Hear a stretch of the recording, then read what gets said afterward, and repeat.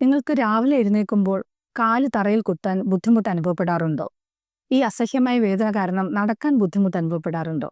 കുറച്ചു നേരം ഇരുന്നു കഴിഞ്ഞാൽ പിന്നെ എഴുന്നേൽക്കുമ്പോഴും ഈ പ്രശ്നം ഉണ്ടാവാറുണ്ടോ? എന്താണ് ഇതിന് കാരണം? Welcome to Vaidyasparsha health talks. ഞാൻ ഡോക്ടർ രശ്മി.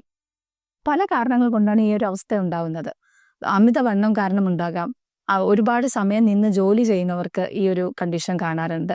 അതല്ലെങ്കിൽ നമുക്ക് വളരെ ഹാർഡായിട്ടുള്ള സർഫസിൽ കൂടി ചെരുപ്പിടാതെ നടക്കുന്നത് കൊണ്ടോ അല്ലെങ്കിൽ അണീവൻ ആയിട്ടുള്ള സർഫസിൽ കൂടി ചെരുപ്പിടാതെ നടക്കുന്നതുകൊണ്ട് ഈ ഒരു കണ്ടീഷൻ ഉണ്ടാകാം.